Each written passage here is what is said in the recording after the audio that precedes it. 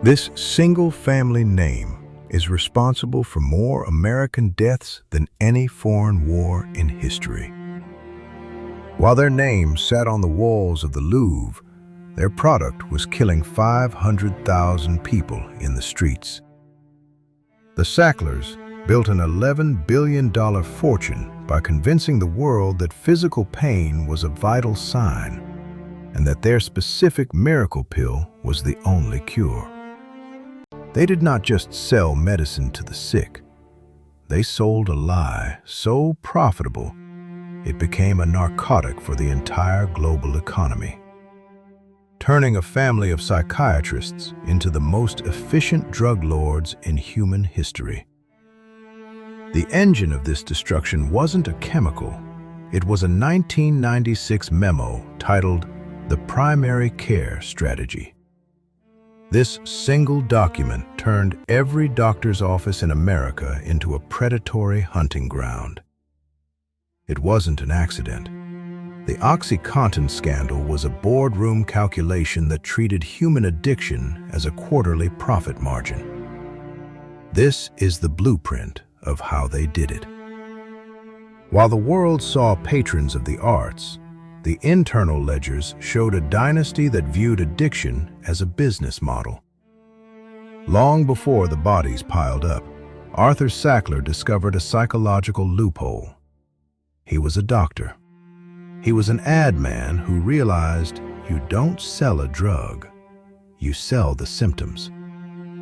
He was a master of the human psyche, who understood that you do not sell a drug to a patient, you sell a diagnosis to a doctor.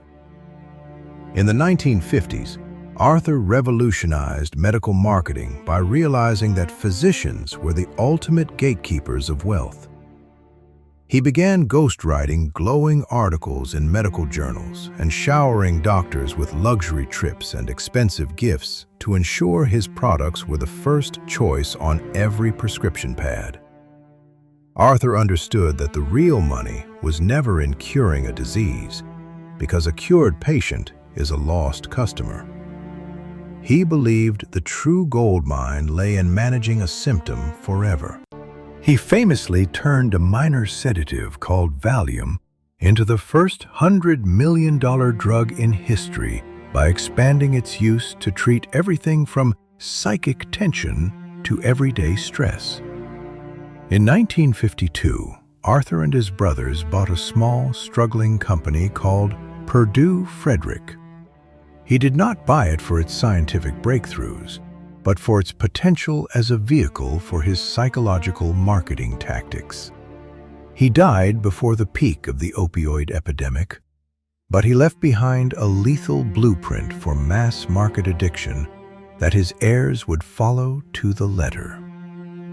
By the time the second generation of the family took the reins in the 90s, the pharmaceutical landscape was ready for a new blockbuster. They took Arthur's marketing genius and applied it to a powerful opioid called OxyContin. They branded it as OxyContin. The transition from Arthur's marketing theories to Richard Sackler's clinical execution was a pivot point that changed the history of global healthcare. Richard was not interested in the modest margins of niche medical supplies or the slow growth of specialized treatments. He looked at the American landscape and saw a massive, untapped market in the form of chronic back pain, arthritis, and common injuries that were previously treated with nothing stronger than aspirin. At the time, potent opioids were strictly reserved for terminal cancer patients on their deathbeds, a boundary Richard was determined to shatter. He understood that to achieve the Sackler family net worth goals, he needed to take a substance as restricted as morphine and make it as common as a household vitamin. The launch of OxyContin in 1996 was not just a product release, it was a psychological operation. The central pillar of this campaign was a deceptive and scientifically hollow claim that less than 1% of patients treated with opioids would become addicted. To spread this message, Purdue Pharma deployed an army of 1,000 sales representatives across the country. These individuals were not medical scientists or research experts. They were charismatic closers, selected for their ability to persuade. They were trained to bypass the skepticism of seasoned physicians by using the primary care strategy, focusing their efforts on family doctors who lacked specialized training in pain management but were overwhelmed by patient volume. These sales teams were incentivized with aggressive bonus structures that turned them into relentless hunters. They didn't just walk into offices.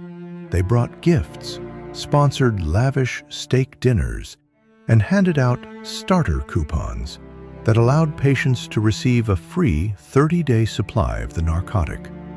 It was a classic first hit is free tactic, applied with the legitimacy of a white lab coat. By the year 2001, Purdue Pharma was spending over $200 million a year on marketing alone, a figure that dwarfed the advertising budgets of major consumer brands. They targeted high-prescriber doctors in rural towns and industrial hubs, areas where physical labor often led to chronic injury. To further cement their grip on the industry, the family funded a network of front groups and pain advocates to lobby for new standards of care. They pushed the idea that pain was the fifth vital sign, as essential to monitor as blood pressure or heart rate. This forced doctors into a corner where they felt obligated to prescribe heavy narcotics for minor ailments to avoid professional scrutiny.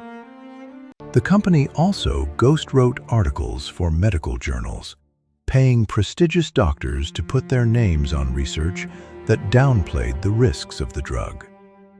This web of influence created a manufactured consensus that made the opioid epidemic history inevitable before the first bottle was even sold.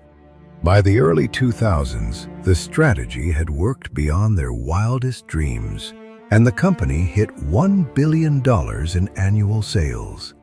They had successfully created a monopoly on the American nervous system by convincing the medical establishment that physical discomfort was a condition that required a permanent chemical solution. This was the era where the role of Purdue Pharma in opioid addiction became structural, as they effectively rewired the way an entire nation perceived pain and relief. The family watched as their profits soared, indifferent to the fact that the miracle pill they were selling was a time-release bomb that was beginning to detonate in small towns across the Appalachian Mountains.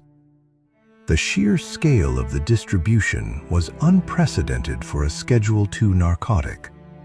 In some counties, the number of pills being shipped outpaced the total population by a factor of 10. Yet the internal alarms at Purdue remained silent.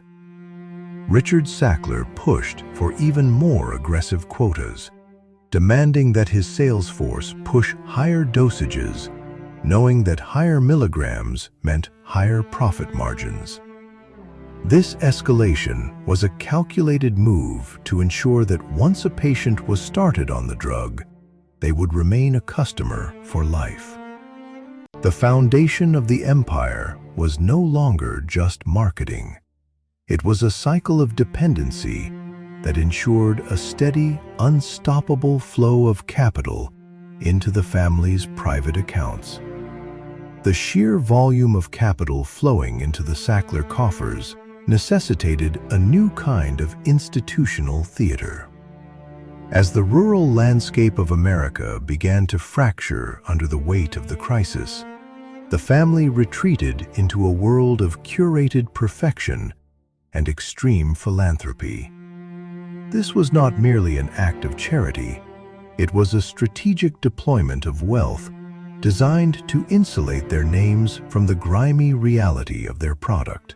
They understood that in the high-stakes world of global influence, a name engraved on a museum wall is worth more than any legal disclaimer. By funneling hundreds of millions of dollars into the world's most prestigious cultural hubs, they effectively purchased a social immunity that would last for decades. The transformation of their public image was a masterclass in reputation laundering. From the Sackler wing at the Metropolitan Museum of Art to the Sackler Library at Oxford, the family name became synonymous with enlightenment and high culture. They were the invisible architects of the global aesthetic, spending millions to ensure that when a person heard the name Sackler, they thought of fine art and academic excellence rather than the chemical dependency spreading through the heartland.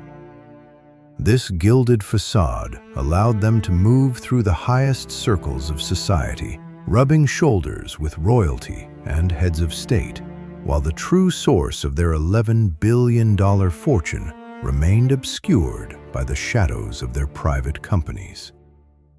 Behind the museum walls, the personal lives of the Sacklers mirrored the opulence of the Gilded Age. They didn't just live in luxury, they lived in a state of total isolation from the consequences of their business decisions. Their real estate portfolio was a map of global power, featuring $30 million apartments on Park Avenue and sprawling estates in the Hamptons that served as fortresses of solitude.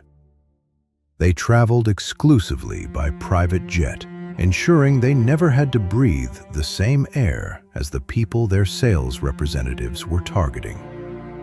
In this rarefied atmosphere, the mounting death tolls in West Virginia and Ohio were treated as mere statistical noise, far removed from the pristine silence of their marble hallways. The family culture was one of intense secrecy and absolute loyalty to the brand. Even as the opioid epidemic history began to be written in the obituaries of small-town newspapers, the Sacklers maintained a rigid wall of shell companies and offshore trusts to protect their assets. They viewed themselves as modern-day Medicis, believing their contributions to the arts justified any collateral damage caused by their pharmaceutical empire. This sense of entitlement was so profound that they often used their philanthropic leverage to silence criticism, threatening to withdraw funding if questions were raised about the ethics of Purdue Pharma. They weren't just patrons, they were owners of the cultural narrative. While the Sackler family net worth continued to climb toward 11 digits, the contrast between their lifestyle and the reality of their customers became a grotesque parody of the American dream. In the Appalachian Mountains, families were being hollowed out, and local economies were collapsing under the weight of healthcare and law enforcement costs.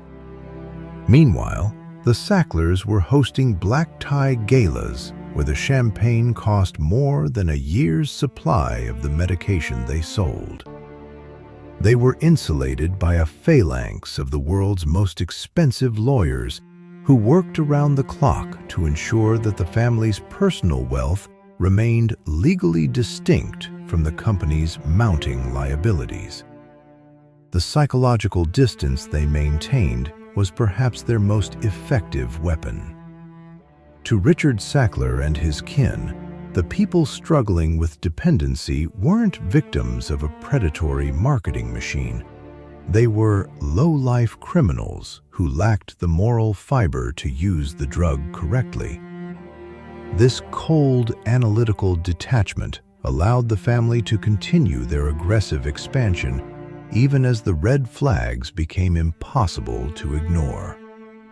They lived in a world where the only metric of success was the quarterly profit report, and the only tragedy was a dip in annual dividends. This was the peak of their power, a time when they believed they were truly untouchable. But even the most reinforced fortress eventually develops a hairline fracture. As the 2010s approached, the sheer scale of the devastation began to leak through the cracks in their reputation. The very institutions they had funded began to feel the heat of public scrutiny as activists and photographers started to document the link between the art on the walls and the bodies in the morgues. The Sacklers had spent decades building a throne of gold and marble, but they had forgotten one fundamental rule of the elite. Once the public begins to look past the gilding, they rarely like what they find hidden underneath. The era of silent accumulation was ending, and the era of public reckoning was about to begin. The first real tremors of the coming earthquake were felt in 2007. For over a decade, the family had operated with near total impunity, but federal prosecutors in Virginia had finally gathered enough internal evidence to pierce the corporate veil. They discovered that the company had systematically lied to doctors about the addictive potential of their star product. The legal pressure was immense, yet the outcome was a chilling display of how the ultra-wealthy navigate the justice system. Purdue Pharma was forced to plead guilty to a felony charge of misbranding with the intent to defraud and mislead. They were ordered to pay a fine of $634 million. To any other organization, this would have been a terminal blow. To the Sacklers, it was merely an annoying line item on a balance sheet.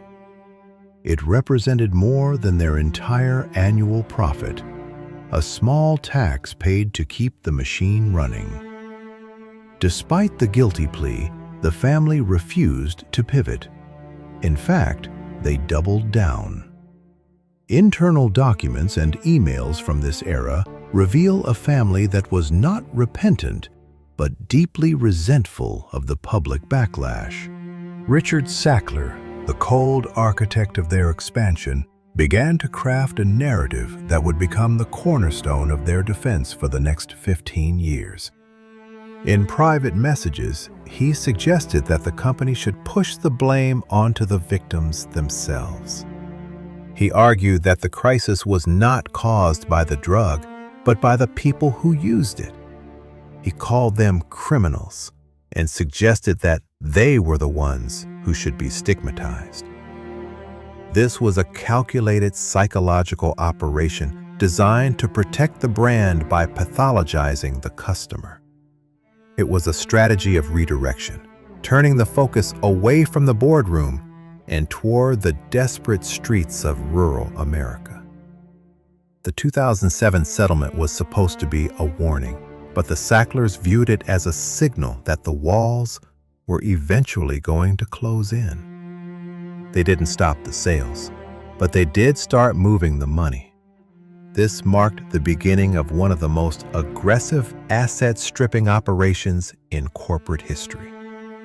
Between 2008 and 2016, as the death toll from the crisis continued to climb across the country, the family began siphoning staggering amounts of cash out of Purdue Pharma. They knew that civil litigation was inevitable, and that their company might one day be a hollow shell. To ensure their personal survival, they withdrew over $10 billion and funneled it into a complex web of offshore trusts, shell companies, and private investment vehicles. This was not a standard business practice. It was a scorched earth policy. They moved wealth into jurisdictions like Luxembourg and the Channel Islands, places where American courts would have a difficult time reaching it. While state attorneys general were beginning to build cases against the company for the role of Purdue Pharma in opioid addiction, the actual profits were already being insulated from the reach of the law. This period of the opioid epidemic history is defined by a race against time. The family was trying to accumulate and hide as much capital as possible before the legal system could catch up to the sheer scale of the human wreckage they had left behind. They were effectively emptying the vault while the police were still trying to find the front door. The internal culture of the family during this time was one of absolute siege. They felt persecuted by a public that they believed didn't understand the brilliance of their business model. Even as the Sackler Family Art Museum controversies began to make headlines, they remained defiant. They continued to attend high society events and fund prestigious projects, using their wealth as both a shield and a weapon. They believed that their philanthropic contributions would buy them a permanent seat at the table of the global elite. However, the cracks in the foundation were no longer just legal, they were social. The very people who had once toasted their names were beginning to realize that the Sackler family net worth was built on a foundation of manufactured dependency. By the time the mid-2010s arrived, the strategy of blaming the victims was no longer working. The sheer number of fatalities had reached a point where it could no longer be ignored by the mainstream media or the federal government. The Sacklers had spent years trying to control the narrative, but the reality of the crisis was too loud to be quieted by a checkbook. They had successfully insulated their personal bank accounts, but they had failed to protect the one thing they valued most: their legacy. The gold was safe in offshore accounts, but the name was starting to burn. The family had survived the first round of legal battles by paying their way out, but the next wave of litigation would not be so easily settled with a fine. This was the end of the era of silent accumulation and the beginning of a total war. The family had moved their billions, but they had also left behind a paper trail that would eventually become their undoing. Every email, every board minute, and every internal memo was a ticking time bomb waiting for a determined prosecutor to find it. They had operated under the assumption that they were smarter than the system, that they could manipulate the law just as easily as they had manipulated the medical community. But as the decade drew to a close, they would find that even $10 billion cannot hide the truth forever. The empire was still standing, but the ground beneath it had completely rotted away. The tide of legal retribution did not arrive as a single wave, but as a crushing flood of 3,000 separate lawsuits. For decades, the Sacklers had functioned as a shadow board, pulling the strings of Purdue Pharma from behind a curtain of corporate deniability. However, by 2019, the sheer weight of discovery documents stripped that curtain away. Attorneys general from nearly every state in the union were no longer just targeting the corporation. They were naming the individual family members in their filings. The strategy was clear: pierce the corporate veil and hold the billionaires personally responsible for the hundreds of thousands of lives lost. This was the moment the family realized that their fortress of offshore accounts and shell companies might not be enough to stop a total financial seizure. To survive, the Sacklers executed a maneuver straight from the handbook of corporate warfare. They placed Purdue Pharma into Chapter 11 bankruptcy. To the public, it looked like a white flag of surrender, but in reality, it was a calculated legal gambit designed to freeze all ongoing litigation. By filing for bankruptcy, the family triggered an automatic stay on every lawsuit across the country. They were essentially holding the company's remaining assets hostage to force a universal settlement. This brought the entire opioid epidemic history to a screeching halt in a New York courtroom. The goal was to secure a controversial legal shield known as a non-debtor release, which would permanently bar any future claims against the family members themselves. The mechanics of this proposed deal were as cold as a bank ledger. The Sacklers offered to pay $6 billion over the course of nearly 2 decades in exchange for total civil immunity. It was a staggering sum, yet it represented only a fraction of their estimated $11 billion net worth. Victims and their families watched in horror as the legal system debated whether a group of billionaires who had not filed for personal bankruptcy could piggyback off the company's filing to escape accountability. The role of Purdue Pharma in opioid addiction was no longer the primary debate in the room. The conversation had shifted to the price of a human life and whether the Sacklers could effectively buy a permanent get-out-of-jail-free card for their remaining fortune. For years, this settlement hung in a state of precarious balance, moving through various levels of the federal court system. Some victim groups supported the deal, fearing that if they didn't take the $6 billion now, they would get nothing after years of further litigation. Others viewed the settlement as a moral abomination that allowed the architects of the crisis to walk away with their heads held high and their private jets fueled. This tension created a massive rift in the search for justice. The Sackler family lawsuit update became a daily fixture in financial news as the world waited to see if the wealthiest drug kingpins in history would successfully exploit a loophole to protect their gilded lifestyle from the families they had devastated. The resolution finally came from the highest authority in the land.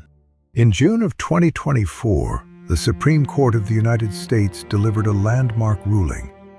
In a 5-4 decision, the court determined that the Bankruptcy Code does not authorize a court to release claims against non-debtors without the consent of the claimants.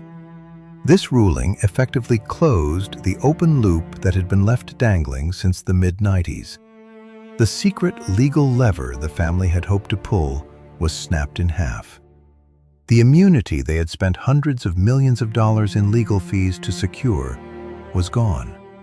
The wall they built to protect their personal bank accounts had finally been breached by the very system they thought they had mastered. This collapse of the bankruptcy settlement meant that the Sacklers were once again vulnerable to the full force of the American legal system. The calculated gamble to trade $6 billion for peace had failed. While the company itself was hollowed out and destined to become a public benefit corporation, the family members were left standing in the open, facing a future of endless depositions and potential multi-billion-dollar judgments. The empire had not just fallen, it had been stripped of its divine right to rule. Every dollar they had siphoned into the Channel Islands was now a target, and the name that once commanded respect in the halls of the Louvre was now a liability that no amount of money could ever fully scrub clean. The fall of the Sacklers serves as a grim autopsy of how modern power operates when it is cornered. They attempted to use the complexity of the financial system to bury their sins, but they underestimated the endurance of the families who had lost everything. The legal shield they tried to craft was an insult to the scale of the tragedy they had authored. As the bankruptcy stay lifted, the family found themselves back at the beginning, staring down a line of prosecutors who were no longer interested in settlements. They wanted the truth, and they wanted the money. The final chapter of this dynasty was no longer being written in a boardroom, but in the cold, unforgiving light of a public trial. The golden era of the Sackler family had officially ended, leaving behind a trail of broken communities and a legal precedent that would change corporate law forever. They had tried to buy their way out of history, but history has a way of catching up to those who think they are above it. The money was still there, hidden in the shadows of the global economy, but the protection was gone. The family was now forced to face the reality that even the most sophisticated financial structures eventually crumble under the weight of an unpayable debt. The stage was set for the final accounting, a moment where the true cost of their $11 billion fortune would finally be calculated in a court of law. The chisel is now the primary tool of the Sackler legacy, but it is being used to remove their name rather than carve it. From the halls of the British Museum to the grand galleries of the Victoria and Albert, the physical evidence of their generosity is being systematically erased. This process of cultural scrubbing is the final stage of a reputation that was bought with the proceeds of a manufactured epidemic. While the family remains insulated by an $11 billion net worth, they have become pariahs in the very high society circles they once dominated.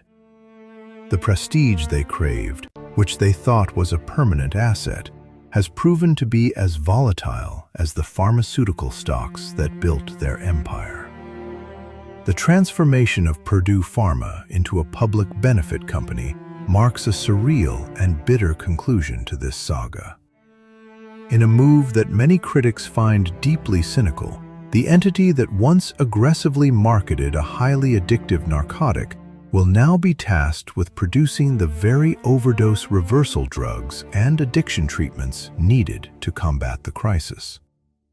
It is a grim irony that defines the modern era of corporate accountability. The infrastructure of the opioid epidemic history is being retrofitted, turning the engine of destruction into a supposed source of salvation. Yet, for the millions of families affected, this transition feels less like justice and more like a final, cold calculation by a legal system that struggled to find a fitting punishment for such a systemic failure. Richard Sackler's deposition remains one of the most chilling documents in the history of American commerce. In those hours of recorded testimony, there was no admission of personal guilt, no expression of remorse, and no acknowledgement of the human wreckage left in the wake of his company's strategy. This emotional vacuum is perhaps the most defining characteristic of the family's defense. They viewed the crisis not as a moral failing of the manufacturer, but as a failure of the individuals who became addicted. By framing the victims as the villains, the Sacklers attempted to shield their conscience with the same vigor they used to shield their bank accounts. This psychological wall served as their final fortress when the legal ones began to fail. The Sackler family net worth remains a staggering figure, yet it is now a ghost in the global financial system. Much of that wealth is tucked away in diversified portfolios, offshore trusts, and private equity, far removed from the daily operations of the company they once controlled. They are no longer the active architects of a medical monopoly, but the silent beneficiaries of a fortune that continues to grow through passive investment. This is the reality of modern dynastic wealth. It becomes so large and so fragmented that it survives even the total destruction of its source. The empire did not vanish. It simply changed its form, becoming invisible to the public eye while maintaining its massive gravitational pull on the economy. The true autopsy of this empire reveals a fundamental flaw in the intersection of medicine and the free market. The Sacklers proved that with enough marketing capital and a sophisticated understanding of physician psychology, a company could bypass the natural safeguards of public health. They turned a chemical compound into a consumer product, breaking the sacred trust between the healer and the patient. As we look at the ruins of their reputation, it serves as a warning for the next generation of industrial titans. Wealth can buy silence, it can buy influence, and it can buy time. But it cannot buy a permanent escape from the consequences of a poisoned legacy. As the name fades from the walls of the world's most prestigious institutions, the story of the Sacklers remains a vital case study in the cost of unchecked ambition. Their fall was not a sudden crash, but a slow, agonizing realization that some debts cannot be settled with a checkbook. The memory of the 1 million lives lost will always outweigh the billions of dollars saved in offshore accounts. If you want to understand how power truly operates when the masks are removed and the lights are turned off, you have to look at the stories that the powerful try to bury. To keep following the trails of the world's most secretive dynasties and their hidden impact on our lives, subscribe and join us for the next investigation.